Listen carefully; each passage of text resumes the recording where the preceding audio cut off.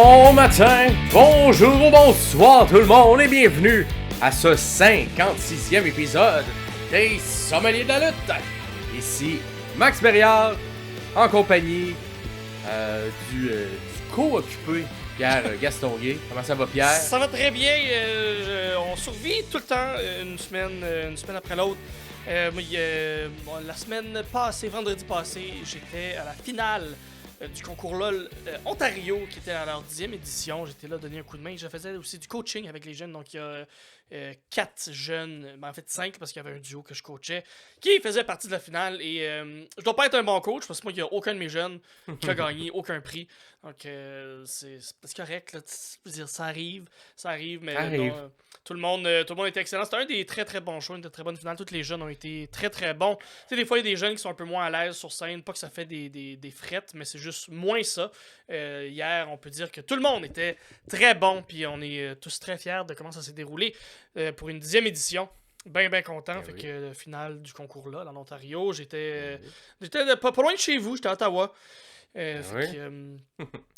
Félicitations à tous les jeunes, c'est une belle expérience à vivre. Vraiment. Puis c'est ça, gagner ou ne pas gagner, c'est pas bien grave. L'important c'est l'expérience qu'on accumule parce que je peux te le garantir, c'est pas les personnes qui piquent au secondaire qui sont les meilleurs dans le reste de la vie.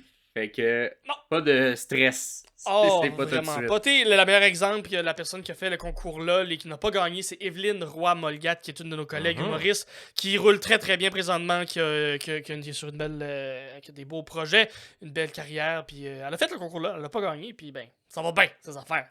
Voilà. Yes. Ton bord, écoute, c'est occupé, mon gars. Là, on a commencé le mois de juin qui était. C'est ça, ton gros mois de juin là. T'es dedans. Bon, mois de juin en rouge, là, ça se passe. Fatigué, pas beaucoup d'heures de sommeil. Donc là, en pleine préparation, tu tournois de golf. Fait que entre deux courriels, deux demandes, 2 appels, j'enregistre le podcast. Yeah. C'est en préparation pour le show, hein. Fait que là, c'est demain. Vous nous écoutez jeudi, là. C'est demain. Fait que quand on sort l'épisode demain, dernière chance d'aller acheter vos billets. Ça va être dans la description comme tous les derniers épisodes. N'hésitez pas à aller voir ça pour voir un spectacle d'humour qui parle de lutte par des gens qui sont fans de lutte. Fait que ça va avoir plaisir de vous faire rire avec ça dans le cadre du Minifest. Et sinon, ben là, ça c'est comme le side là, parce que c'est ça, je pourrais pas écouter. Et c'est je pense, des premières fois en vraiment beaucoup d'années que je pense que j'aurais pas la chance d'écouter des games de la finale de la Coupe Stanley. Fait que toi qui connais absolument rien au hockey, pour qui prends-tu entre Edmonton et Floride? Ben, ça va être Edmonton, c'est une équipe canadienne, on s'entend. Même si la Floride, c'est quand même très québécois, ça va être quand même Edmonton. Puis en espérant que cette qui est plus très jeune équipe, qui est plus l'équipe d'il y a 4-5 ans, là, qui était plus jeune, ben la preuve qu'ils ont pris de l'expérience sont rendus en finale, j'imagine. C'est ça, une équipe en développement, un moment donné, ils se développent, ils gagnent une coupe, ben c'est ça, on leur souhaite. Une coupe, surtout une coupe qui va être gagnée au Canada, ça fait quoi? Depuis 93 qu'il n'y a pas eu de coupe dans le Grand Nord. C'est bon, tes dates, bravo. Quelqu'un connaît pas trop ça. Quand même une bonne connaissance générale, parce que quoi? Parce qu'on vient du Québec, et nous, on apprend ça dans nos cours d'histoire un peu, là. C'est quoi les trucs de hockey? Fait que même si on connaît absolument rien, on en connaît quand même un petit peu. Fait que sinon, vous, de votre bord, écoute, on a sorti le dernier épisode où on parlait de jeux de société. Puis il y a Nico Thibault qui nous a dit, puis je suis assez d'accord avec lui, le Book Kit, ça a l'air vraiment plaisant comme jeu. Puis là, il nous fait même une suggestion, c'est nice, un épisode spécial où on jouerait une game. Fait que garde ça. Ça dans les plans. Parce que moi, je déménage également dans ce mois-ci. Fait que j'ai tombé dans un nouveau peut-être studio qui va être peut-être plus facile à avoir un setup pour pouvoir faire ça. Fait que ce sera pas pour tout de suite, mais pour les prochains mois, on garde ça. On garde ça en tête, Nico. Et puis continuez à nous faire des suggestions. Là. On envoie de plus en plus des suggestions de chroniques, de choses qu'on voudrait parler. Nous, on les prend en note. On parle pas tout le temps là, quand on revient sur les trucs publics, mais on met ça dans notre petite banque. C'est tout le temps là. Il y a un moment donné, on va y venir. Fait que restez à l'affût. Parce que justement, première chronique de cette semaine, de cet épisode, qui est un retour sur la semaine du 3 au 8 juin. Alors, on n'inclut pas le 9 juin parce que malheureusement, avec nos conflits d'horaire, faut qu'on tourne avant Avant le Collision du samedi 9 juin. Fait qu'on tourne le samedi, mais avant. Fait qu'on l'aura pas, le Collision de cette semaine. Il sera mis dans le prochain épisode de exactement. retour. On va y revenir. Exactement. Mais avant toute chose, ma chronique, ça va être une chronique critique cinéma. Critique cinéma parce que les lutteurs, des fois ils font de la lutte, mais des fois ils font des films. Des fois ils sont au cinéma. Des fois ils font des sont sur un grand écran. Comme le grand acteur Ted DiBiase Jr. Comme plein de grands acteurs, mais entre autres Ted DiBiase Jr. Mais là je parle d'un des plus grands acteurs de lutte qu'il y a jamais eu. John Cena. Yeah. Que c'est ça, tu sais, des fois dans la vie, il est tard le soir, pis t'as comme juste une demi-heure à comme passer avec ta blonde qui est enceinte qui veut juste rire avant d'aller se coucher. Ouais. Fait qu'on checkait quel type de film qu'on pourrait regarder et on est tombé sur Ricky Stanicky de John Cena. Okay. Qu'on a écouté comme en quelques shots, mais film très niaiseux. Très niaiseux, fait que on s'entend, on révolutionne pas le cinéma dans ce film-là. Mais si vous voulez juste vous un peu faire la switch à off et regarder un film niaiseux, c'est un bon film pour ça quand même. Moi j'ai quand même aimé. C'est très cave, c'est très niaiseux. Fait que la prémisse du film, c'est en gros trois amis, dont le personnage principal qui est joué par Zac Efron, qui depuis qu'ils sont tout petits, lorsqu'ils font des mauvais coups, ben ils s'arrangent pour mettre ça sur le dos d'un ami qui s'invente, qui s'appelle Ricky Stanicky. Fait que c'est jamais de leur faute, c'est tout le temps de la faute de Ricky Stanicky. Puis là, bref, c'est comme leur bouc émissaire, si on veut, dans tous leurs mauvais coups qu'ils font. Puis ça monte plus tard. Là, on voit plein de leur vie. Puis là, ils sont rendus des adultes. Et là, je me sentais un peu interpellé par l'une des premières scènes parce que un des amis, c'est son shower de bébé. Fait que là, il reçoit un appel de Ricky Stanicky. Puis là, il est comme, son cancer il est revenu. Fait que là, il a besoin comme d'appui pour qu'on aille comme à l'hôpital où il se fait opérer, tout ça. Fait que là, évidemment, les conjoints sont comme, écoute, c'est le shower, mais on comprend, allez-y. Fait que là, il quitte. Mais finalement, ce n'est qu'une ruse, comme toujours, avec Ricky Stanicky, parce que ça en a juste faire des shows au casino, puis être sur le party. Mais là, malheureusement, il se passe quelque chose qui fait qu'ils n'ont pas le choix de revenir, puis ils se sentent mal. Et là, c'est que la madame, pendant le shower, elle a accouché. Fait que là, eux, c'est un peu dans la merde parce qu'ils n'étaient pas là. Fait que quand ils reviennent, ils sont pas fiers. Ils continuent de mentir sur le fait que Ricky Stanicky est tout là. Puis là, ben, ils sont comme un peu mis sur le mur. Fait qu'il faut qu'à un moment donné, qu'ils convainquent leur famille qu'il existe pour vrai, celui-là. Fait qu'ils rencontrent, lorsqu'ils sont au casino, un espèce d'acteur boboche de casino qui, et là, c'est le rôle de John Cena. Et dans le fond, lui, son gars dans la vie, c'est comme il fait des... c'est un peu niaiseux, mais je vous laisse écouter le film. Mais il fait des chansons où il change les paroles pour que ça devienne des parodies sur la masturbation. Fait que là, c'est ça son personnage. Fait que tu vois John Cena qui se déguise en plein de choses et qui change les paroles des chansons pour parler de masturbation. Quand même niaiseux, quand même drôle. C'est quand même un bon segment de 2-3 minutes. Là, je pense que j'ai déjà vu... à son fort, là, qui est capable de tout sortir. Je pense que j'ai déjà vu un clip de juste cette partie-là où il chante la chanson, puis je pense qu'il est beaucoup en ad-lib, il improvise un peu, puis c'est un beau montage de comme plein d'ad-lib qu'il faisait, ou de, en tout cas, je sais pas exactement le produit final, mais c'était vraiment drôle, puis vraiment, même cru des fois, là. Ah oui, c'est vulgaire, c'est cru, donc mais c'est drôle. Moi, ça m'a quand même bien fait rire. Et John Cena, ben, il est passé à travers un règne de Vince McMahon, fait que lui, avoir honte, ça n'existe plus. Là. Lui, il est immunisé à ça, puis il livre ça comme un champion. Fait que, bref, il l'engage, ce gars-là, un peu bizarre, parce que bon, c'est le seul acteur qu'ils peuvent avoir qui est pas trop connu, pour venir jouer le personnage de Ricky Stanicky. Fait que là, il donne une espèce de livre où tous leurs mensonges sont écrits là-dedans. Il donne ça au personnage de Cena. Et Cena vient dans le party de famille jouer le rôle de cet ami inventé. Et là, ça prend des proportions. Fait que j'en dis pas plus pour pas trop rendre loin dans le film. Mais c'est très bon. C'est niaiseux.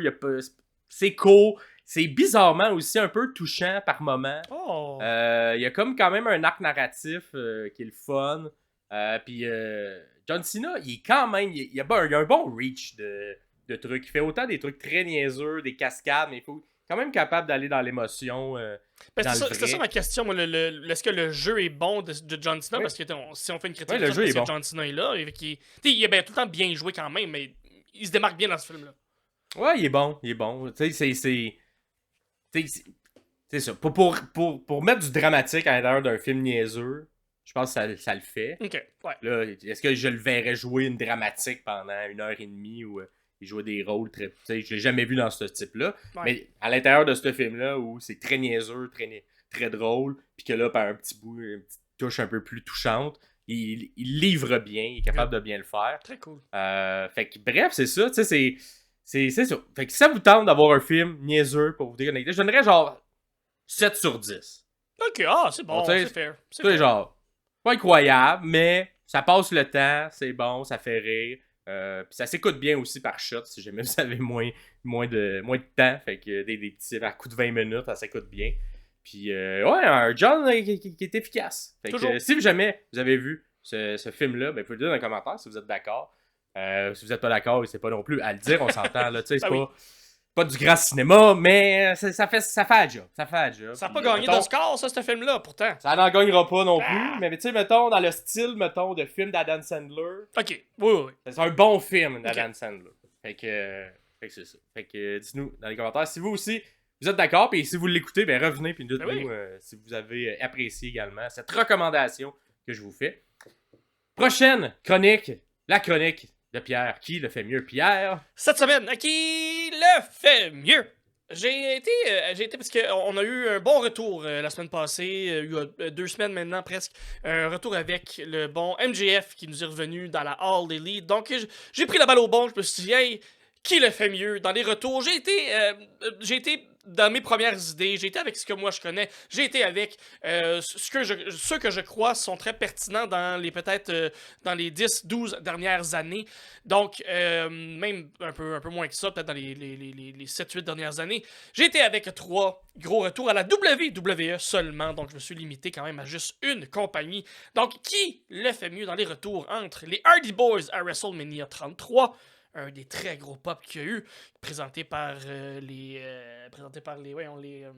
New Day, qui même eux avaient pas l'air d'être au courant que les Hardy Boys revenaient. Ouais. CM Punk à SummerSlam 2023. On s'y attendait un peu plus celle-là, mais le pop a été quand même le fun, surtout que c'est arrivé un peu après qu'on monte le petit logo, le trademark et tout ça. On pense que le pay-per-view est fini et là, sa toune est partie. Ou Edge au Royal Rumble 2020. Gros pop aussi de tout le monde. Donc, dans les retours de la WWE dans les 7-8 dernières années, qui le fait mieux entre les Hardy Boys, CM Punk ou Edge? Écoute, dans ces 3, on s'entend, WWE, c'est ça. Le but, c'est de faire des retours, de nous faire vivre des émotions. Est-ce qu'il y a des retours? C'est quand même 3 bons choix. On dirait CM Punk qui m'a moins... Je sais pas, il y avait moins la petite effervescence, peut-être parce que aussi, je pense que son étoile avait peut-être un peu moins... Elle avait pâli un peu suite à son départ, de comment il était parti. Fait qu'on dirait l'excitation de le revoir. C'est quand même le fun, mais ça avait pas le même impact, si on veut, que son retour, quand ce a vraiment fait son retour après, je sais pas, 8 ans de lutte, 7 ans de lutte, exact. à la All Elite la première fois, ça c'était plus d'impact, mais... non, c'est limité. Exact. J'étais plus excité par celui-là que par celui. Même si. Moi, la surprise, tu sais, moi, je suis pas trop les trucs. Fait que la surprise pour moi était quand même là. Ouais. Fait que. Sinon, dans les 2 autres, je pense pour vrai, je vais dire les Hardy Boys. Parce que je l'ai vécu live, puis c'est tellement. Tu sais, ils venaient de gagner toutes les ceintures des autres compagnies. Ouais. Et il arrivait. Tu sais, genre dans le même 3-4 mois, il avait tout gagné, des ceintures qui existaient sur la planète par équipe. Ouais. Et le fait qu'il arrive à WrestleMania, c'était vraiment une grosse surprise. C'était aussi, tu sais, pas mal leur dernière chance d'avoir une belle run pendant qu'ils sont encore capables de bien lutter. Fait que j'avais vraiment beaucoup aimé. Je m'attendais 0. Puis non, je suis très content. Puis sinon, Edge aussi. Edge, c'était plus émotif comme retour. Puis, fait quoi, j'ai 30 Edge puis les Hardys, mais je pense par mon souvenir, mon émotion, l'émotion que je me souviens est plus forte des Hardy Boys, que j'avais vraiment comme fait un gros pop intense. Puis c'était un WrestleMania que j'écoutais pendant que j'étais en tournée. Puis je me souviens encore où j'étais quand j'étais là. Alors que Edge, pas vraiment. Fait que, quand tu te souviens, t'étais où, dans quelles conditions quand ça arrive, c'est un bon souvenir. C'est un bon indice que ça t'a marqué. Sinon, il y en aurait d'autres, moi, que je mettrais, mais je vais te laisser y aller avec toi. Non, mais on y ira après. Vas-y dans ces trois-là. Puis... Moi aussi, c'est l'Hardy Boys parce que moi, je l'ai pas vécu live. Je l'ai vu par après. Puis même que c'est un pop que je vais réécouter de temps en temps, juste pour faire comme ouh, mon Dieu, il y a de l'émotion là-dedans. Puis il y a de quoi d'électrique qui se passe qui est vraiment incroyable. Puis c'est ça, quand on se remet dans le contexte de tout ça, la grosse run qu'il venait de faire. Puis je trouve que aussi, il est plus. On le voit moins venir vu que c'est dans un WrestleMania, dans le sens où un Royal Rumble comme le retour de Edge, Royal Rumble, ça peut porter à certains retours comme ça. Ouais, pas qu'on s'y attend, mais presque quand même. Tandis que le WrestleMania, souvent les retours vont être après, vont être au Raw du lendemain. Donc je trouve ça vraiment bien que ça a été fait pendant le show of shows. C'est que moi aussi, ça va être les Hardy Boys pour un peu toutes les mêmes raisons. Génial. Puis sinon, moi, de toute l'histoire de mon équipe de lutte, le moment où j'ai le plus popé d'un retour, c'est John Cena, qu'on a parlé dans la première chronique, mais John Cena au Royal Rumble de 2008. C'était quand même impressionnant. C'était plus impressionnant comme retour qu'incroyable parce que c'est une blessure qui normalement prend de 8 à 9 mois à guérir, puis il a de le faire en 3 mois et demi, 4 mois. Fait que vraiment surhumain Cena qui guérit ben trop rapidement, puis arrive en surprise complète. Fait que tu sais, ça c'était comme. Évidemment, on savait que John Cena, c'était pas la fin de sa carrière, mais le fait que après une aussi grosse blessure reviennent aussi rapidement et viennent vraiment percuter le Road to WrestleMania parce que là, ça change tout que Cena il est là versus Cena il arrive après Mania. Donc l'entièreté de la carte s'est revirée à 180 degrés lorsqu'il est arrivé. Fait que puis grosse réaction de tout le monde qui était comme.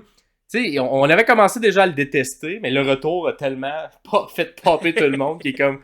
Même si normalement, c'est la période où on le détestait un peu, la foule a quand même popé en malade parce que ça avait pas de sens qu'il soit là. Fait que ça, c'est mon préféré, l'émotion la plus intense que j'ai vécue. Ben, je te cacherai pas qu'il était dans mes choix de base. Puis j'étais comme 2008 comparé à. J'avais Hardy, j'avais Edge. Puis je me suis dit 2008 comparé aux deux autres, c'est un peu trop loin.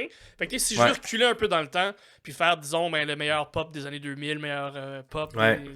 Il va être inclus, puis là, je sais quel que toi tu vas choisir, là, mais rendu là. Évidemment. Fait que oui, je l'avais mis dans mes choix originaux, mais j'ai s'ajuster un petit peu. Ben oui, il faut faire des choix. Et nous, dites-nous dans les commentaires lequel vous a marqué. Choix?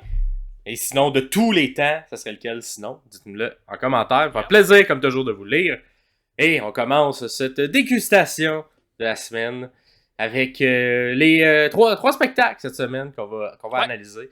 On va commencer ça avec le Raw du 4 juin 2024. Et on commence par le gros arc narratif ou on commence par la promo qui contient? Vas-y avec la promo, puis après ça, on rentrera. Ok, parfait. Crunch, là. Parfait. Alors, c'est pas au début de spectacle, mais il y a eu évidemment une histoire qui se poursuit entre Alpha Academy et Sami Zayn entourant la ceinture intercontinentale, mais surtout entourant ce qui se passe avec Alpha Academy et comment Chad Gable met sa main prise vraiment sur son équipe. Donc, on commence ça avec Zayn qui est dans le ring, se fait un peu interrompre par Maxine qui vient sur le stage. Et Gable n'est pas là, un peu bizarre. Elle a un petit papier dans les mains. Fait qu'elle vient lire enfin un message que Gable a écrit. Et dans ce message que Maxine lit, évidemment, elle lit le message, puis dans le message, il insulte tout le monde de l'équipe. C'est elle-même. Là, exact. C'est insulte elle-même.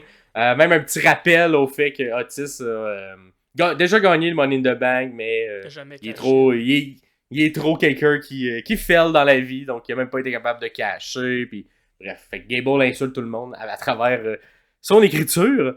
Fait que là, par la suite, Zayn intervient, il essaie de convaincre tout le monde, là, arrêtez, là, sortez du joug de ce tyran, mais pendant qu'il essaie de convaincre l'Alpha Academy.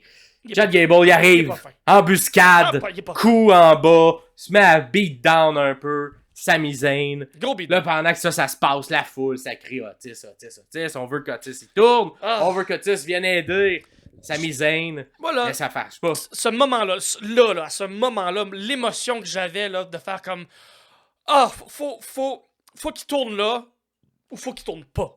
Puis finalement, il est resté dans zone grise, il a pas été d'un bord ni de l'autre. On sait pas encore exactement. D'après moi, ça va se décider dimanche, la semaine prochaine. Mais à ce moment-là, s'il avait tourné, je pense que tout le monde l'aurait pris. on dirait le momentum, tu sais, ça fait 3 semaines qu'on cheer pour Otis. Là, j'avais une émotion, là, j'étais comme, oh, est-ce qu'on est pas loin T'es de rendu la en haut, là. perfection, Tu sais, quand tu montes là, une montagne russe, Ouais.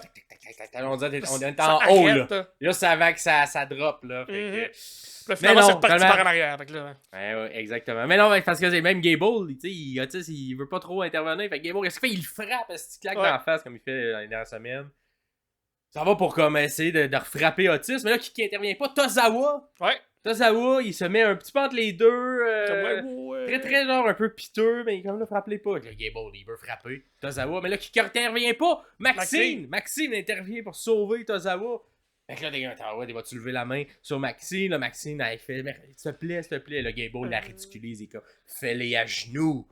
Supplie-moi à genoux. Puis là, il le fait, puis là, il rit d'elle, puis gros hit là, sur Gable. Là. Il est bon. Parce que Ito, c'est comme un personnage qui était comme un peu aimé ou un peu pur ou naïf. Là, Ouais. Gable. Puis là, de le voir switcher un peu à 180 dans ce côté très méchant. Mais de bien le très, faire aussi, tu sais, il aurait pu... Oui, vraiment. Tu t'avais peur qu'il tombe un peu, qu'il reste un peu dans le côté cartoon, puis je pense qu'on est en train de se détacher de ça quand même, là. Il y a toujours le risque que ça retourne, là, mais je pense qu'il trouve vraiment ses airs là-dedans, puis ses aises là-dedans, fait que non, ça fonctionne, là. Puis vraiment très détesté, gros hit sur lui. Avec le Gable, il prend les deux autres, il dit allez-vous-en le bois mort, on s'en va en coulisses. Là, sortent. Pendant qu'ils sortent, il y a comme. Ça se passe. Zane, il se passe, tout ça. Il se frappe un peu. Puis là, Otis et tout, ça va pour sortir. Mais là, il se fait comme cogner par Gable qui pousse Zane, qui rentre dans Otis, qui rentre dans le reste. Fait que tu sais, genre une espèce d'abat là, à plusieurs étapes. Un effet domino là, qui se passe. Fait qu'au final, c'est Otis qui a frappé Maxine et Tozawa parce que, bon, tout le monde s'est fait pousser, mais c'est celui qui a donné la première pousse, c'est Gable. C'est Gable, le mec, donc, sur Zane, puis là, ben, Otis pense que c'est Zane qui l'a poussé, puis qui a fait pousser ses amis en bas du ring. Exact. Puis là, ben là en plus, ça crée une blessure parce que là, Maxine s'est fait mal à la cheville. Aïe aïe. Là, mal à la cheville. Là, on dirait que, oh, Otis, il voit noir. Là, il est comme, là, j'ai blessé mes amis. Fait que là, qu'est-ce qu'il va faire? Il se met un peu entre les deux, entre Zane puis Gable. Les gens veulent qu'il attaque Gable. Mais non, finalement, il décide qu'il attaque Zane.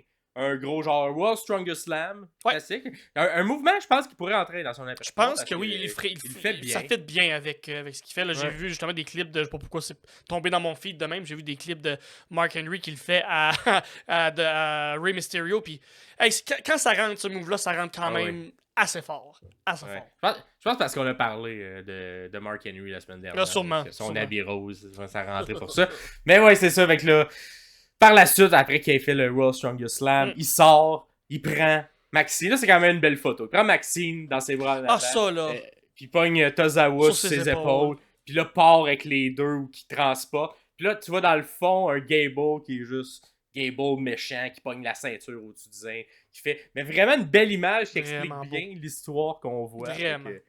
Ça, c'était bien placé. En tout cas, je trouve vraiment bien construit ce qui se passe autour de cette histoire-là. Puis à chaque fois qu'on arrive au segment ou au match, que c'est ça, mais je regarde, puis ça m'intéresse, puis j'ai hâte de voir ça s'en va vers où. Par la suite, on revient en coulisses après la publicité. Il y a Gable qui va féliciter un peu tout le monde pour leur job parce que lui, il pense que Maxine a faké. Il pense que tout le monde jouait comme un double jeu. Puis il pogne Otis, fait comme sa face de méchant, mais finalement, non, t'es mon préféré.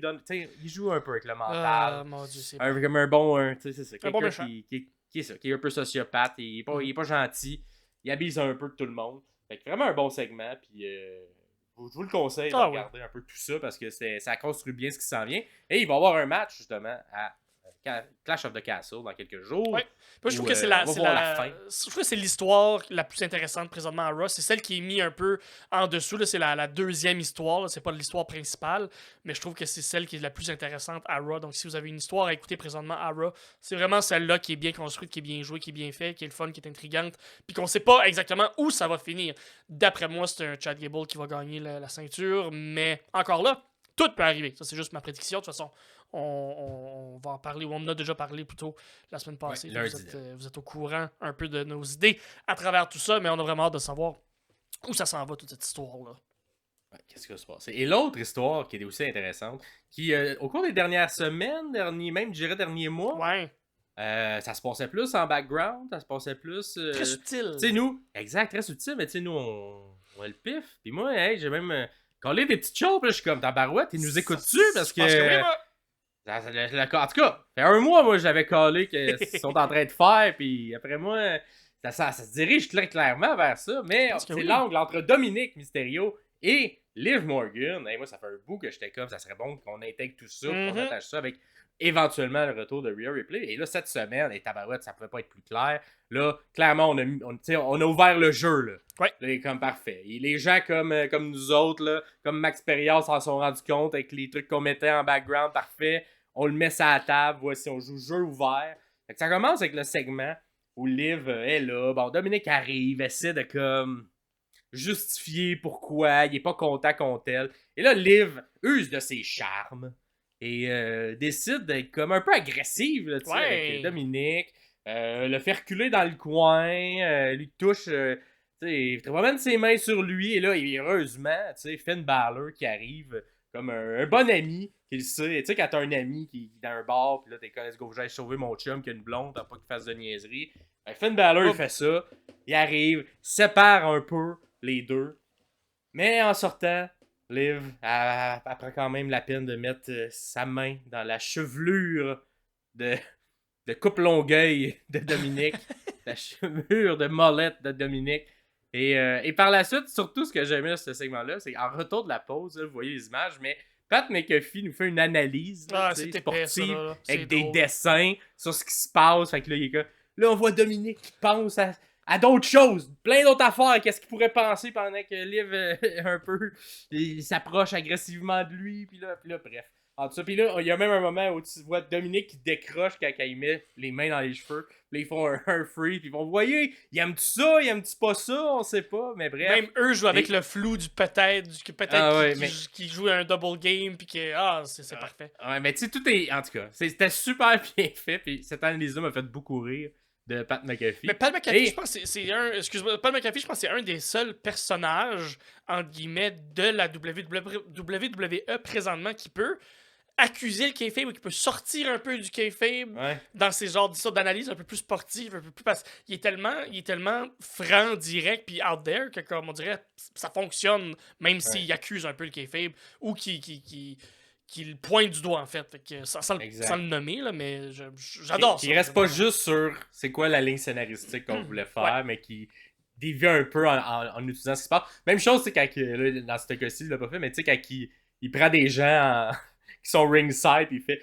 check cette personne-là pendant que ça se passe, comment qu'elle réagit, puis il analyse la réaction des gens dans la foule. J'aime beaucoup ça quand il fait ça. Je trouve ça super drôle. Fait que là, bref, ça c'est plus un exemple de Dominique puis Liv pendant que Dominique comme semi-décroche puis il le réutilise pour l'amener dans l'histoire. Fait que super bien fait.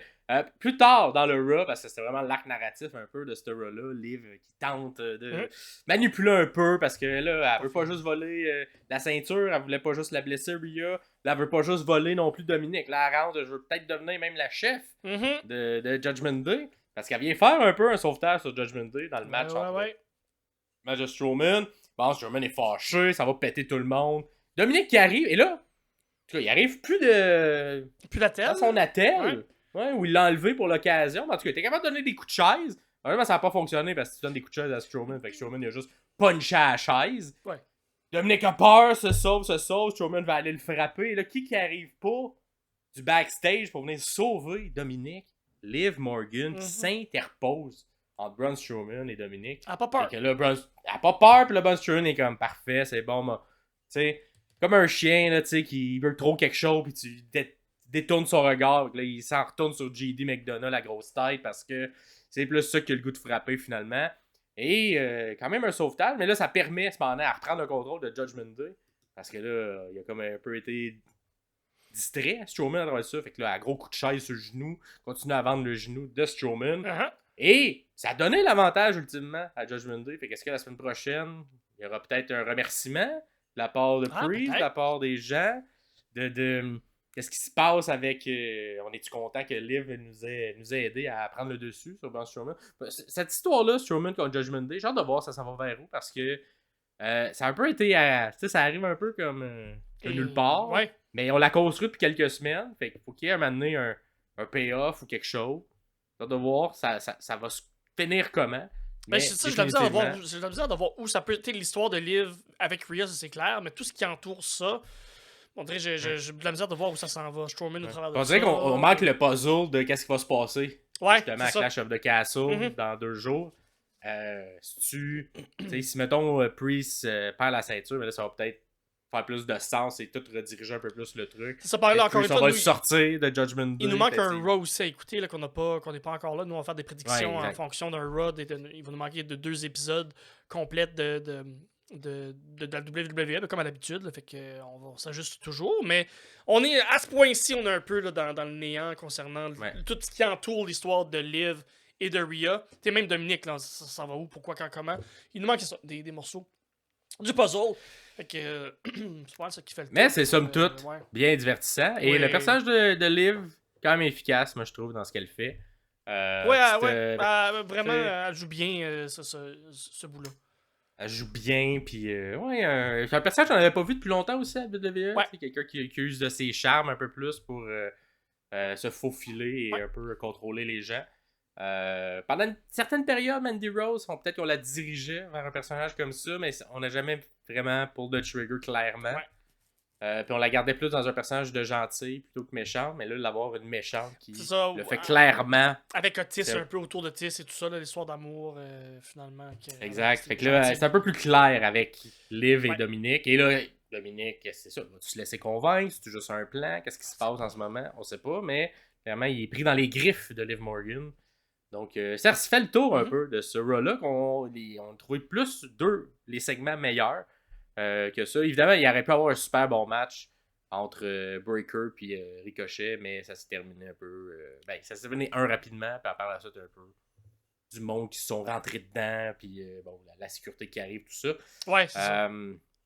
Fait que, puis on vendait également Ricochet blessé tout le long, fait qu'on a vraiment fait un court match pour essayer de garder le tout encore frais pour les prochaines semaines. Ouais, ou un match à 3, clairement, là, avec Dragunov qui rentre dans ça. D'après moi, on se dirige vers quelque chose comme ça. Donc, à voir, mais on dirait c'est... qui est venu... Dragunov qui est venu aider aussi Ricochet en... Tu sais, Dragunov, je pensais qu'il s'en allait plus du côté heel, finalement. Il est venu l'aider en bon babyface, puis il s'inquiétait pour de vrai. Fait que là, tout ça, le personnage de Dragunov, ça s'en va où, pourquoi, comment. Mais tu sais, j'haïs pas ça non plus, cette histoire-là. Exact. Mais je suis surtout hâte à voir ce match-là. Si on leur donne un bon 15-20 minutes là, à 3, là, ça risque d'être bon parce que c'est 3 messieurs qui sont solides. Puis avec Braun Breaker qui a vraiment un style hyper différent mais qui va bien fonctionner avec Ricochet puis Dragunov. Fait que c'est ça qui se passait. Fait que pas tant de matchs. Allez voir les 2 promos qu'on vous a parlé pour le Raw du 3 juin 2024. Et on poursuit ça avec l'épisode de Dynamite du 5 juin 2024. Où il y avait un petit peu plus de bons matchs de lutte, pas juste des bonnes promos. On va commencer ça par un match que tu as bien apprécié, une petite mention en fait. En fait, c'est une mention, moi j'aime beaucoup Mark Briscoe, je pense que je l'ai déjà dit quand même souvent. Gros babyface, puis moi je vais juste vous inviter à aller voir le match pour comprendre un peu l'idée derrière un gros babyface, la façon que son interprétation à Mark Briscoe d'apporter exactement c'est quoi un babyface. Je pense que les Briscoes ont toujours travaillé comme babyface la majorité de leur carrière. Sauf erreur, je sais qu'il y a eu une run un moment donné aussi qui était méchant, là, mais je pense que ça fonctionne mieux leur énergie comme babyface. Et là, comme Mark Briscoe, je pense qu'il va être babyface pour la majorité du reste de sa carrière. Je pense que ça lui fit très très bien. C'est juste d'aller voir le travail et la psychologie du babyface derrière, surtout un lutteur qui est plus gros que lui et qui travaille comme heel, qui est Brian Cage. De voir le travail de Mark Briscoe derrière tout ça, la façon que je devine a aidé aussi à monter le match. J'imagine qu'ils ont un très gros droit de veto sur ce qu'ils vont faire dans le match, Mark Briscoe. Je vous invite à aller voir ce match-là juste pour comprendre la psychologie derrière. Des fois, c'est des détails de même. C'est des matchs, c'est pas les meilleurs matchs, mais de le voir avec un angle différent. J'aime bien aller des fois juste analyser une partie précise dans certains matchs pour comprendre un peu mieux, des fois, la totalité de d'autres matchs. Ça aide à aiguiser certains aspects comme fan ou comme analyste, je veux dire, comme sommelier, en fait, de la lutte. Fait que je vous invite à aller voir ça pendant le Dynamite du 5 juin 2024. Yes, puis on a eu sinon encore une espèce de squelette qui s'est passé à travers tout l'épisode. Ouais. Et c'était Chris Jericho Ouais. cette semaine qui avait le poids de faire plein de petits segments à travers le Dynamite.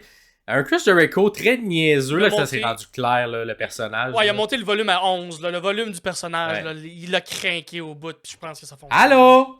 Allô? Salut? Ça va? Oui? Content que je sois là? Yeah! Puis très bon parce qu'il donne des conseils à tout le monde, hein? Ouais. Fait que là, il dit ça. Tu sais, moi, tellement passé de temps devant la caméra, je sais tout comment être bon derrière la caméra, avec le montre au caméraman, quand il arrive, comment filmer. Il prend la take lui-même. Un peu plus tard, là, il fait plein de manières différentes. Là, que je vous ai juste noté celles que j'ai trouvées les plus drôles. Montre à quelqu'un qui va chercher de la bouffe au buffet comment bien faire une bonne scoop pour le mettre dans son assiette. Parce que lui, il a 30 ans d'expérience à être sur du Gatorade puis manger ça. Fait qu'il le montre. Quand il va parler aux deux Québécois, hein, il conseille Daddy Magic, Papa Magie, comment bien parler, bien articulé. Parce qu'il est bon aussi au commentateur, Chris Jericho, fait qu'il doit prendre ses conseils. Mais faut dire que Daddy Magic, Matt Menard, a pris la place comme annonceur officiel à Rampage de Chris Jericho. Ouais. Fait que Matt Menard qui va faire plus de commentaires, donc il lui donne des conseils pour ça. C'est un lien avec ça. Oui. Puis c'est un lien aussi avec le fait qu'ils ont déjà été des petites branches de l'arbre de la connaissance. J'ai été associé à Chris Jericho. Et là, justement, il parle à Matt et il dit tu vas être papa dans pas long, mais hey, tu viendras me voir pour des conseils. Je vais te donner des bons conseils comme papa. Et finalement, va voir. Et là, je pense que ça se dirige vers ça la semaine prochaine. Là, la petite rivalité entre Chris Jericho et son clan, ainsi que Private Party. Ouais. Parce que là, il leur donne des conseils de comment faire les parties. Puis il est comme, faites-les pas privés, faites-les publics. Appelez-vous Public Party. Mais plus le fun, il y a plus de monde au public. Bye bye, ciao. Puis là, évidemment, ils le prennent pas vraiment. Fait qu'on va avoir un match. Mais tu sais, tout ça, c'est niaiseux, c'est drôle. C'est une bonne manière de faire ça. En fait, on n'aura pas un match. Ils vont les inviter au segment. Mais... c'est quoi, TV Time? Vous savez tout, j'aime ça. Ça, c'était très un peu méta TV Time. Ouais. Un segment qui s'appelle TV Time. Fait que je vais t'inviter pour avoir du TV Time. C'est parfait. Puis moi, j'aime beaucoup aussi, t'as un Brian Keith en arrière qui fait juste dire des commentaires un peu passifs-agressifs, presque menaçants après que Chris soit parti. Fait que c'est comme si il vient juste rajouter l'insulte à l'injure en faisant comme « Hey... reste qu'on est menaçant pareil, on n'est pas juste comme... » Fait que je trouve quand même bon l'énergie de Brian Keith au travers de tout ça, qui pourrait très facilement, dans 2 semaines, trahir l'arbre de la connaissance juste parce qu'il embarque pas depuis le début dans la gimmick, mais qui a été quand même poussé comme heel, comme personnage heel. Très stupide, très niaiseux, j'adore ça. Vraiment, vraiment, vraiment. Puis c'est le fun aussi que ça soit Keith parce que, tu sais, il est plus petit que Big Bill. Ouais. Fait que là, c'est comme lui qui est comme le il n'est pas les bras, mais il joue le rôle un peu de quelqu'un qui fait les menaces puis qui intimide. Alors que Big Bill la joue plus comédie un peu, comment il réagit présentement, même si quand les matchs arrivent, évidemment, c'est Big Bill. Big Bill, j'apprends tranquillement à l'aimer, puis j'aille pas ça. Dans ce personnage-là, j'aille pas ça. Ouais. Et en tout cas, c'est quand même efficace, fait qu'on vous conseille les différents segments. Il y en a plusieurs là, dans ce Dynamite-là. Sinon, le match de la semaine, parce qu'il n'y a pas un grand match qu'on a souligné cette semaine, mais il y en a un que moi j'ai particulièrement aimé, c'est celui entre Saraya et Maria May. 2 menaces. Saraya faisait longtemps qu'on l'avait pas vu lutter en solo. Évidemment, on sait son historique de blessure. Fait qu'on s'assure qu'elle est 100% à chaque fois là, pour pas repartir ça. Et on avait Toni Storm au commentaire de ce match-là. Mais Maria May, encore une fois, c'est bon. On commence par Toni. Vas-y donc, qu'est-ce que t'as apprécié des commentaires de Toni? Elle a dit un commentaire, là, puis j'ai vu des memes passer, fait que c'est pas juste moi que ça a marqué. Là. Elle disait de Maria May de faire à Saraya cave her tits in, ou hit her when cave her tits in, because you know AEW is where the breast wrestling is. C'est un jeu de mots avec best puis breast wrestling. Ça m'a tellement fait rire. C'est des quotes comme ça, là, excellente Toni Storm présentement. Elle réussit bien à tout saisir ces subtilités-là, puis être aussi niaiseuse que presque pertinente à la limite, mais c'est stupide, j'adore ça. Puis le match comme tel, était très très bon aussi. Fait que c'est la bonne lutte, du stupide puis de la bonne lutte bien mis ensemble. C'est très bon. Hey, vraiment, puis c'est très... tu sais, Saraya, on connaît comment elle peut être excellente dans le ring, même si les blessures l'ont un peu ralenti dans les dernières années. Puis là, Maria May, mais tu sais, entre autres, il y a eu un missile dropkick de de Mariamé, mais qui atterrit comme ça, claque direct dans l'épaule, direct à la bonne place, ça rentre, on dirait que c'était Bryan Danielson qui avait fait ce missile dropkick-là, tellement il était précis, bien rentré à la perfection. Beau sel aussi de Saraya qui le reçoit, mais tabarouette que c'était un bon match de lutte.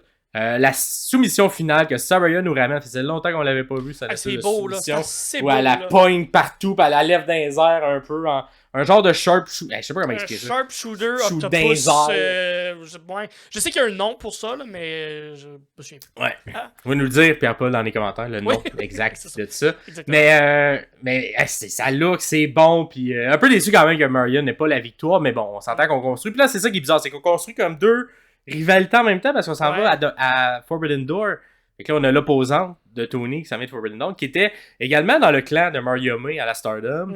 Et là, ça se termine un peu. Genre de triangle ce match-là. Là. Ouais, ça se termine avec... On va commencer par ce premier segment-là. Fait que il arrive en deuxième, mais vu que c'est le match qui arrive en premier. Fait que triangle amoureux pour qui va garder un peu la garde de Mariamé. Fait qui Mariamé aime plus. Puis là, les deux, genre, se passent Maria dans leur toton. Puis, c'est niaiseux. C'est vraiment con. Avec le commentaire plus tard aussi, là, de Tony qui, comme, surligne le fait, where's the breast wrestle. Puis, que les deux ont quand même une poitrine qui est mise de l'avant à travers tout ça. C'est très niaiseux. Puis là, ça amène à quoi? Est-ce que, tu sais, d'après moi, Maria va devoir choisir dans le match. Je pense que oui. Qui elle va plus préférer? Est-ce que c'est enfin là qu'on va voir le turn?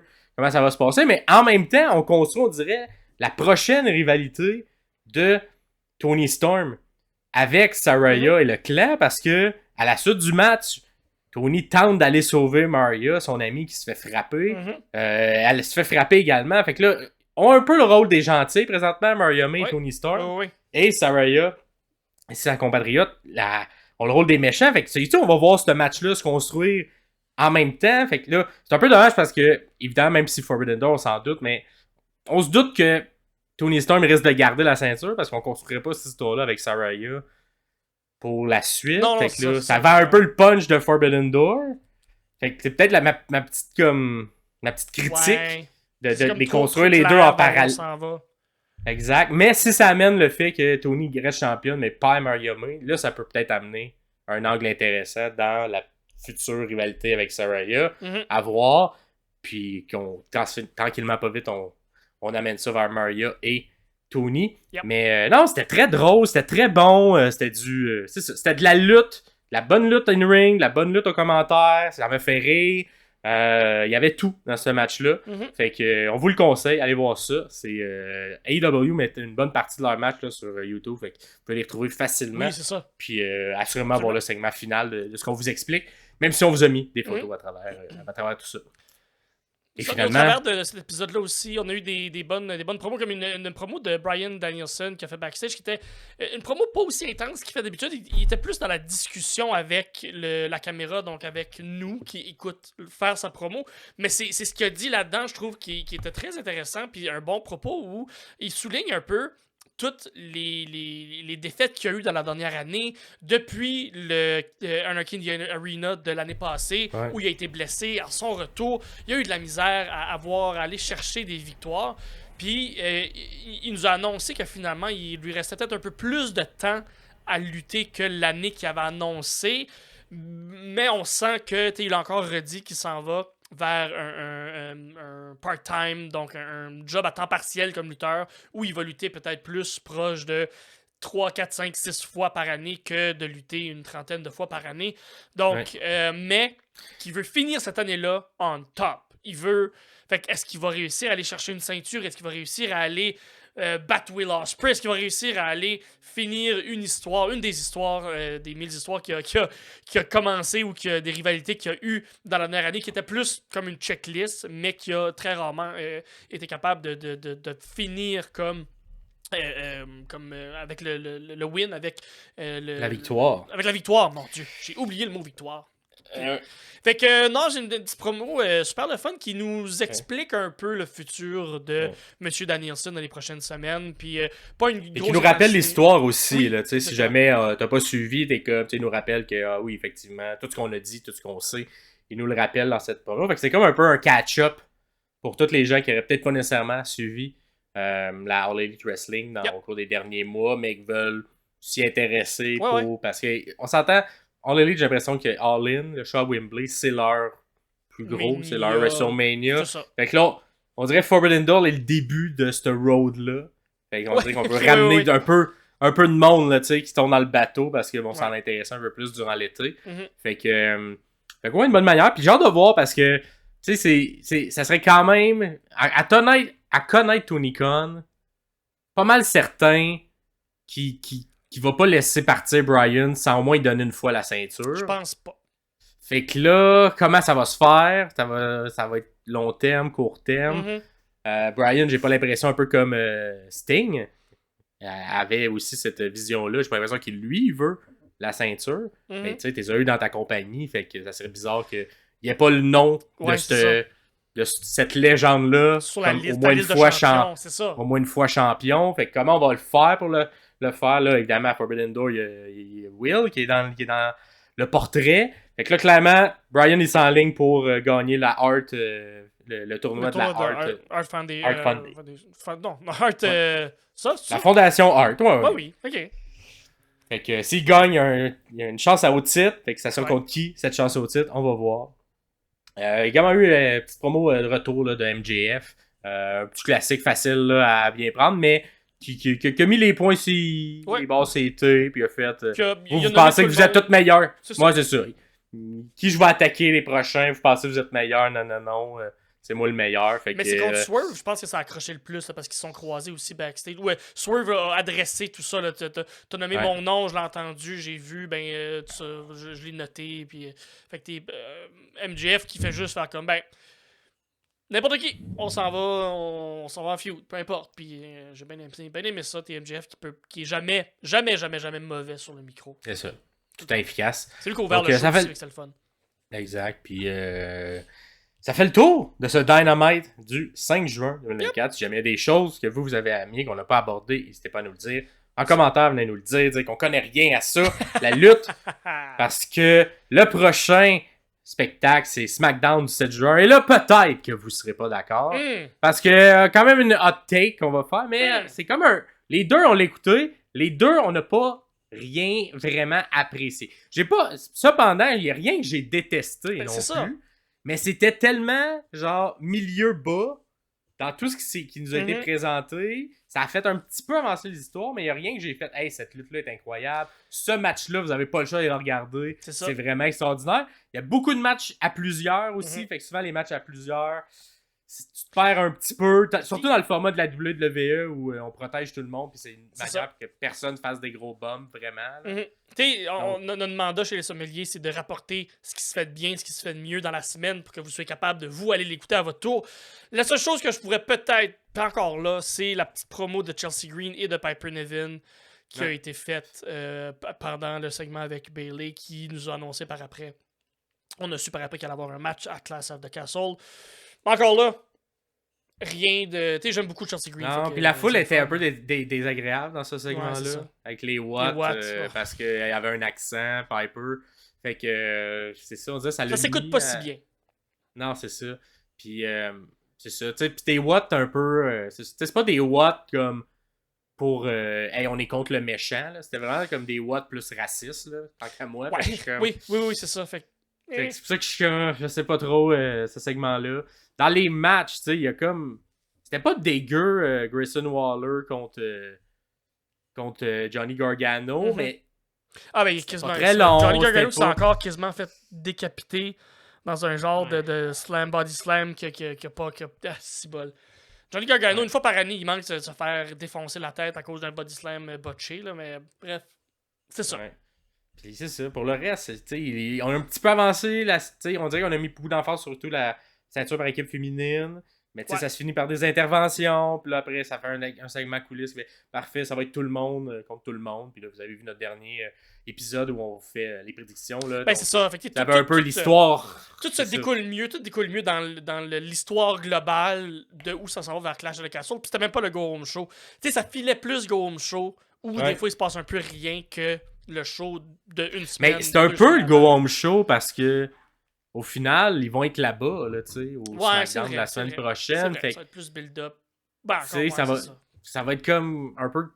C'est comme un show qu'on se sur 2 jours, mais il y en a un, c'est un SmackDown, puis il y en a un, c'est un pay-per-view. C'est vrai. Fait que c'est sûr qu'on va mettre de l'avant des gens locaux, tout ça, durant ce SmackDown-là, mais ce qu'il va y avoir comme match le lendemain, fort probablement qu'il n'y aura pas de gros risques là, de blessures, puis il n'y aura pas grand-chose qui va se passer. Fait que c'est ça, on dirait que c'était comme leur go-home, mais pour pas blesser personne, pour s'assurer que personne ne te blesse. Puis la semaine prochaine, on va plus faire un go-home, mais faire lutter le reste de la carte qui n'est pas sa carte du pay-per-view. Donc, ouais, c'est ça.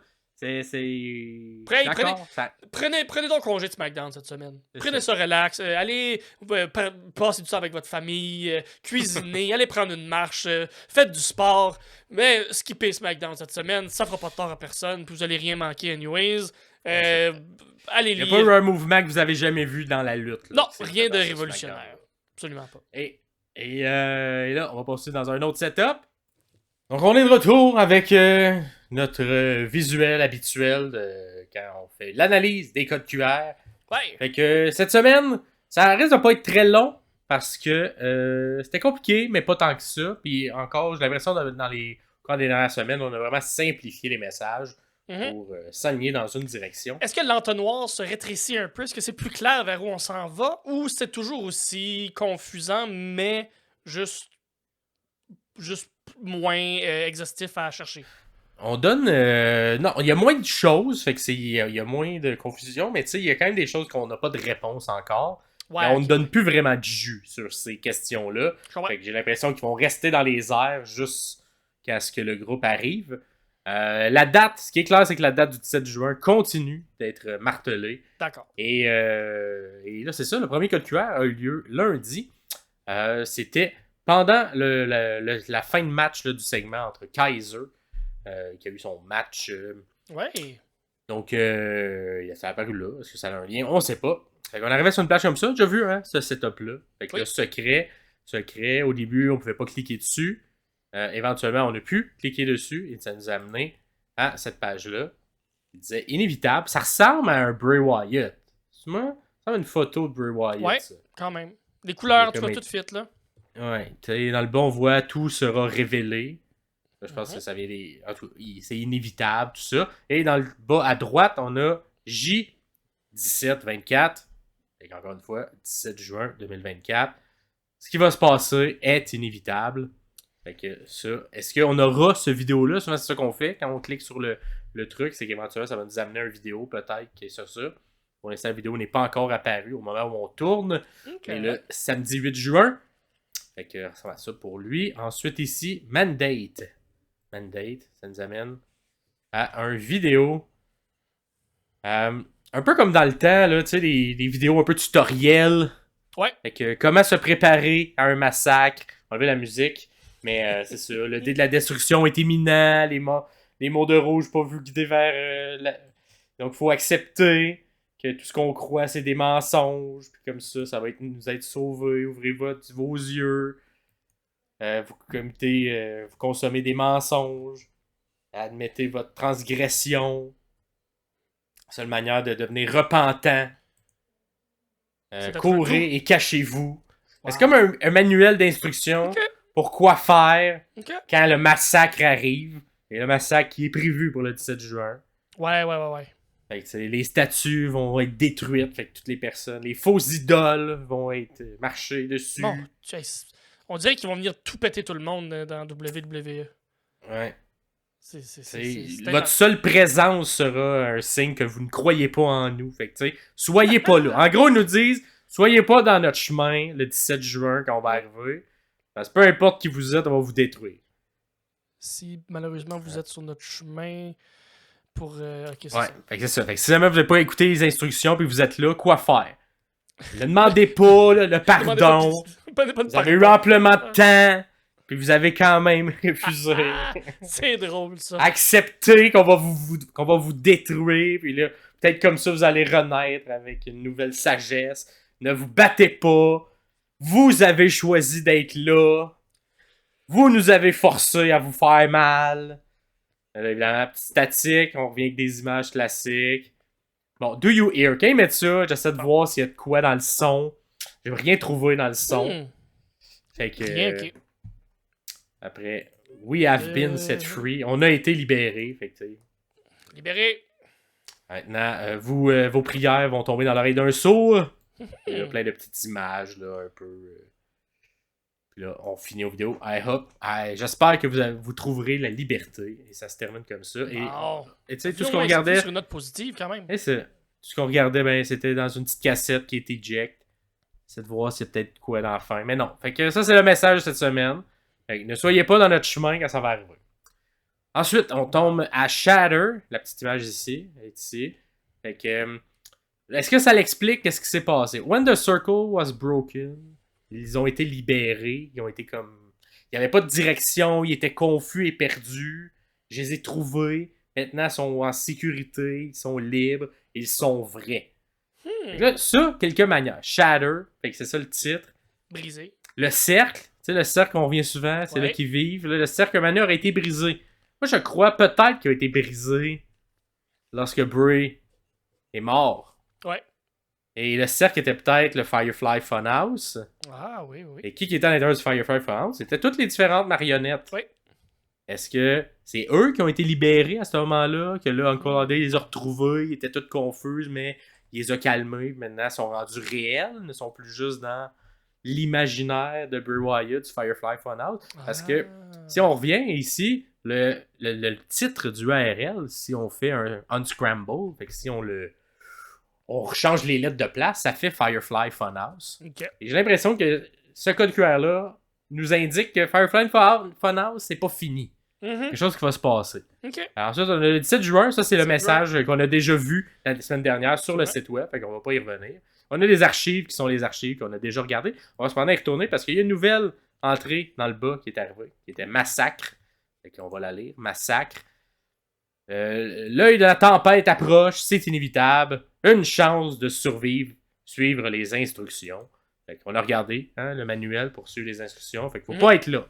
Faut pas être là le 17 juin. C'est la seule manière qu'on va survivre. Fait qu'ils nous font un avertissement.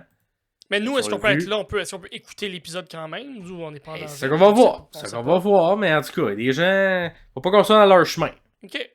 Et si on se fait frapper, il faut accepter qu'on se fasse frapper. Okay. On va peut-être écouter avec un petit délai de 15 minutes au cas où. Ouais, c'est ça. Ensuite, on a un petit son bizarre, là.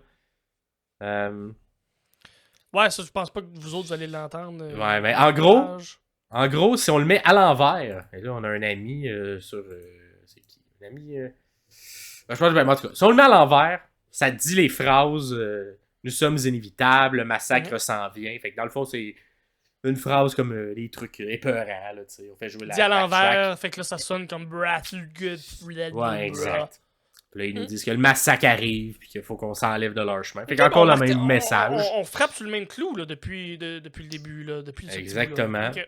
Récapitulation, bon, c'est le site web de récapitulation qu'on a déjà vu, qu'on a déjà analysé la semaine dernière, puis on va pas y revenir. Et finalement, interruption. Interruption, c'est ça.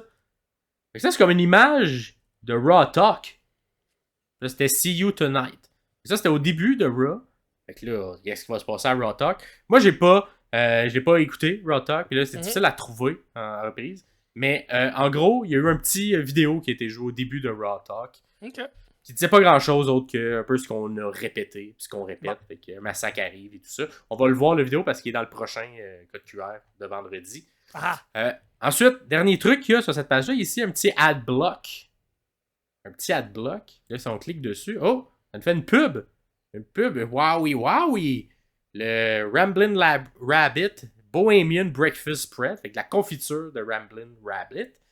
C'est bientôt. C'est disponible partout dans tous les détaillants qui ont du goût. Ça, c'est un rappel d'une vieille. Je sais pas si vous vous souvenez, mais un vieux Firefly Funhouse où Bray décidait qu'à grand coup de marteau, il détruisait Ramblin' Rabbit et qu'avec le sang, il faisait une bonne confiture de tout ça. Une bonne confiture de Ramblin' Rabbit. Exact. Fait que c'est en gros, ce qu'on a martelé là-dedans, c'est que c'était pas mal Firefly Funhouse. Comme si c'est peut-être pas fini, cet univers-là. Et peut-être que les les personnes qui vont venir avec le clan d'Uncle Howdy seront peut-être des personnages. Les démons des différentes marionnettes vont peut-être avoir pris possession des corps des différents lutteurs. Donc, ça va être l'interprétation. Et c'est un peu une des dernières fois qu'on avait vu Bray. C'était un peu ça. Hein? Il y avait dans la foule plein de marionnettes qui étaient là. Oui, c'est peurant ce bout-là. Ouais, c'était un peu épeurant, qui était dispersé à travers la foule. Est-ce que ça va être une nouvelle version un peu de cette idée-là qu'on n'a pas pu terminer avec les problèmes de santé de Bray?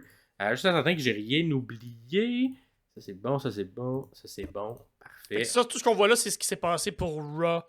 Ce qui faisait partie du code QR pour Raw du 3 juin. Exactement. Celui-là, inévitable, tu sais, quand on cliquait sur la photo avec le son. On portait l'attention ici vers le titre Pop 316239. Ouais. Tu sais, souvent, ça veut dire des choses quand on fait des trucs comme ça. J'ai mis ça sur Google. Ça m'a amené ici. Corpus Christi. C'est le premier truc qui arrivait à Wikipédia. Leur population, qu'on voit, est estimée au même chiffre, 316 239. Okay. Et qu'est-ce qui arrive pas?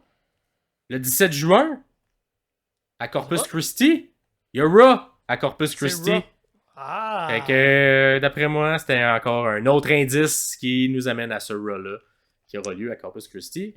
Là, on s'entend, on fait juste mettre plein d'indices là en ce moment, mais c'est quand même assez clair que le 17 juin est important. Ça, c'est clair. Ce bout-là, j'ai hâte de voir aussi comment ça va être apporté, comment est-ce que ça va être, est-ce que Raw va commencer avec ça, est-ce que ça va être hijacké tout le long, puis justement, comme on disait la semaine passée, est-ce que ça va être pris en otage, un épisode complet de Raw, c'est juste ça, des réplicatifs, puis on explique l'histoire et tout ça, puis on vient battre des gens, mais je sais pas, j'ai bien hâte de voir, pour ça que dans 2 semaines, là, ça c'est le Raw après Clash à the Castle, c'est bien ça? C'est le Raw après, fait que le prochain Raw, quand vous nous écoutez, là, on n'a pas encore vu celui de la semaine dernière, mais le prochain Raw que vous écoutez, ça va être là. Fait que dans le fond, il va nous manquer une analyse, on sera pas à jour. Ben, on va essayer de la mettre le lundi. Là. Peut-être essayer de la dropper le lundi rapidement. Là, fait que, pour que juste avant Raw, vous ayez un peu le dernier récapitulatif de la dernière semaine, avant leur arrivée. On va peut-être la sortir un peu d'avance. Yes. Deuxième code QR, fait nous donner gratitude. Cependant, quand c'est apparu, c'était pendant le Bloodline sur le site Goa. Et là, ça le disait merci. Ça disait thank you. Le petit message qui apparaissait à l'écran quand on faisait le code QR. Fait que thank you. Première fois qu'ils sont gentils. D'habitude, c'était plus hello. On va vous détruire ou tout ça. Mais là, merci. Fait que là, on est comme. Le titre, c'est gratitude. Le petit URL. On arrive à une page comme ça, avec un dossier qu'il faut ouvrir. Fait qu'on clique dessus. Ça nous amène un long texte. En gros, il nous remercie. Je vais vous le résumer là, parce qu'on ne le lira pas au complet. Mais il nous remercie aux gens qui croient en eux. Fait que c'est un peu grâce à nous que tout ça se passe, ce grand chemin, tous ces codes QR. C'est parce qu'on était intéressés à ce qu'ils font. Eux, ils avaient peur d'être oubliés, de personne les reconnaisse, mais là, grâce à nous, ils se souviennent sont libérés. On fait comme un peu partie, pas du problème, mais de la menace, finalement. Ben, exact. On fait un peu partie de la gang, ou en tout cas, ils nous remercient.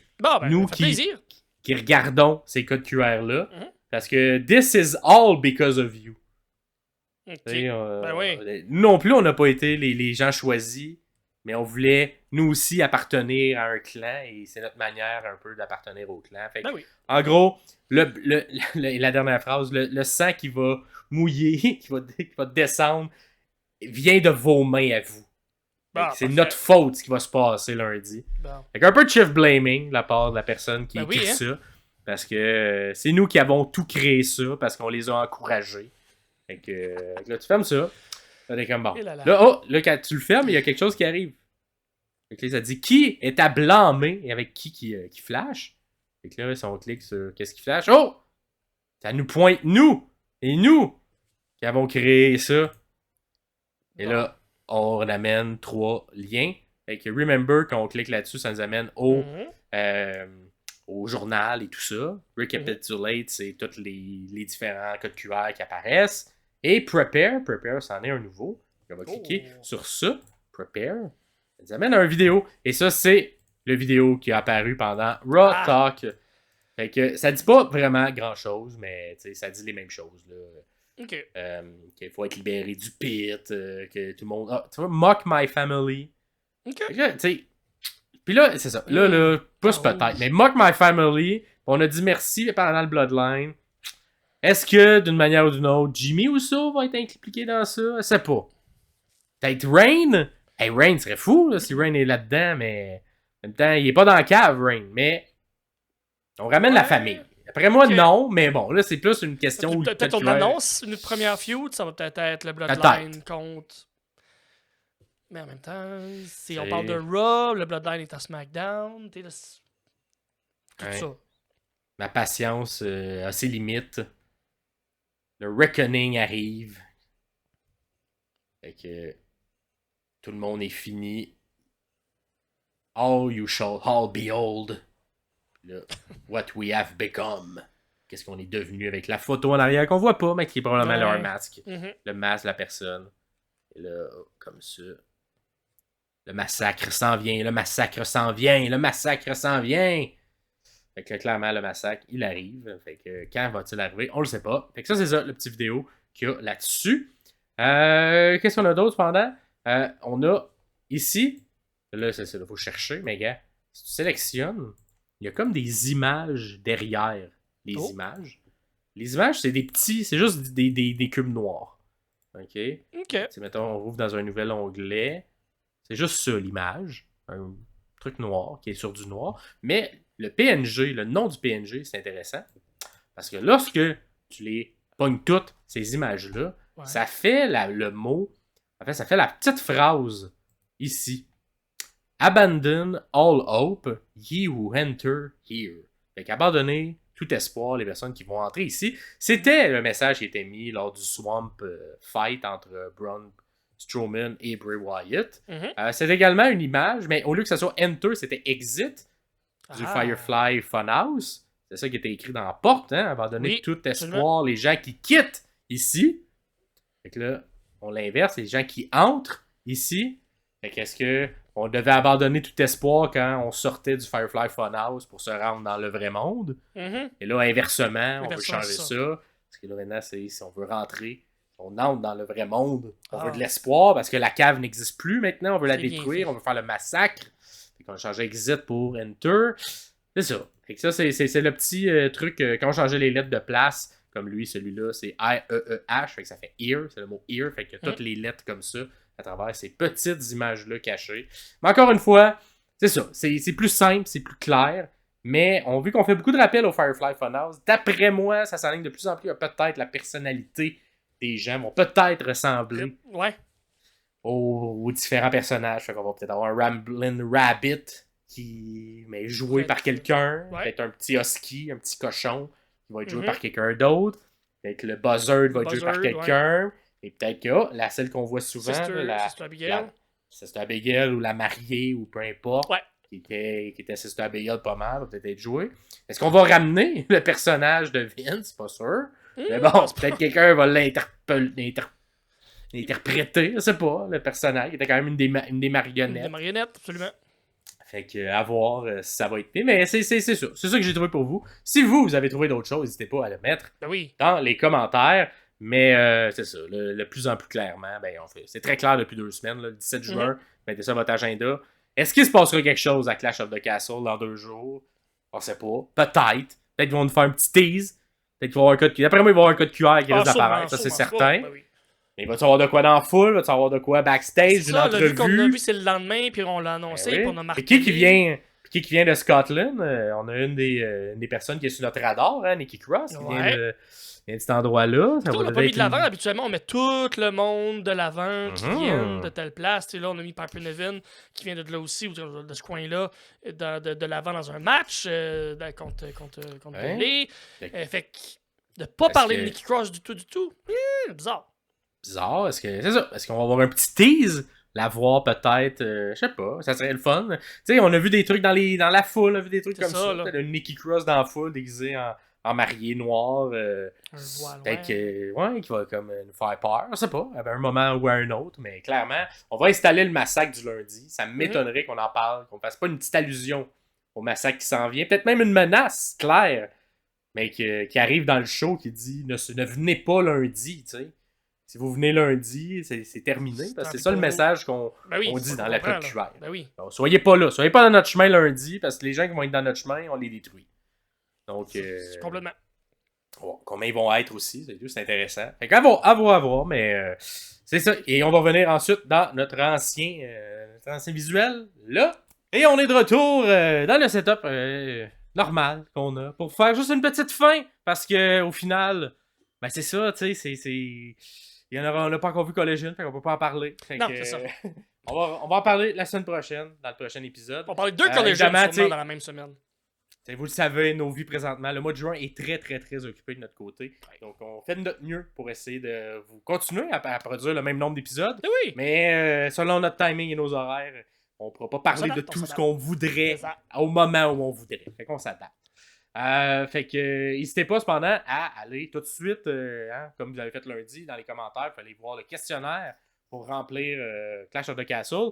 On n'oublie pas, c'est en Europe, donc ça commence un petit peu plus tôt, ça commence dans l'après-midi. Hey. Fait que vous avez jusqu'à midi, mettons, à peu près, 11h midi, selon où le plus chaud commence à quelle heure, pour remplir le questionnaire. Mm-hmm. Et par la suite, on se revoit pour nous, le prochain épisode 57, où on va justement faire un retour sur tout ce pay-per-view-là, Clash of the Castle, qui, on l'espère, parce que là, on a eu toute une foule intense lors de Backlash France. Est-ce qu'on aura une intensité semblable avec la foule qui est à Scotland devant, alors que leur héros est dans le main event, comme nous quand on était à Montréal avec Sami Zayn? Est-ce qu'il y aura ça? Bien hâte de voir l'effervescence de ce public-là. Oh yes. On peut être suivi où sinon, Pierre? Vous pouvez nous suivre sur n'importe quelle plateforme de balado si jamais vous nous écoutez à l'audio seulement, sur Apple Podcasts, sur Google. En fait, c'est rendu sur YouTube maintenant. C'est les podcasts, mais sur, je sais pas, Spotify, sur iHeartRadio, je pense qu'on est là aussi, sur n'importe quelle plateforme de podcasts de balado. Nous sommes présents si vous nous écoutez sur YouTube aussi. On est là. Vous pouvez commenter dans le bas directement en dessous de nos belles grosses faces. En bas, si vous écoutez à l'audio, venez nous voir sur Facebook, venez nous voir sur Instagram. Commentez, partez des discussions, likez, partagez et tout ça. On est très contents quand vous le faites. Nous, présentement, c'est un peu ça notre paye parce que faut encore avoir plus de gens qui nous suivent et qui likent, qui partagent pour pouvoir éventuellement être monétable et pouvoir éventuellement vous donner encore plus de contenu. Oui. Faut dire non à des projets pour faire non, on peut pas. Parce que c'est d'autres choses. Et la lutte qu'on adore, qu'on fait par passion. Ben oui. Mais si en même temps, ça pourrait nous aider à payer une épicerie, ça nous aiderait à tasser d'autres choses, parce qu'on se concentrer sur les sommeliers de la lutte. Fait que n'hésitez pas à en jaser, en parler. Et remplir le questionnaire, parce que là, c'est la deuxième étape du classement général de toute l'année. Fait que si vous avez manqué le premier, c'est pas grave. Il n'y a que manquer un. Fait que là, vous revenez. Ramasser des points tout le long de l'année, puis ça finit à WrestleMania l'an prochain. C'est une job long terme, mais c'est le fun. Un vrai marathon de points, de prédictions, savoir qui est le meilleur ou la meilleure pour prédire l'entièreté d'une année de la WWE. Sinon, gros merci encore une fois. C'était Max Perriard ainsi que Gaston Gay pour les sommeliers de la lutte. Ciao tout le monde.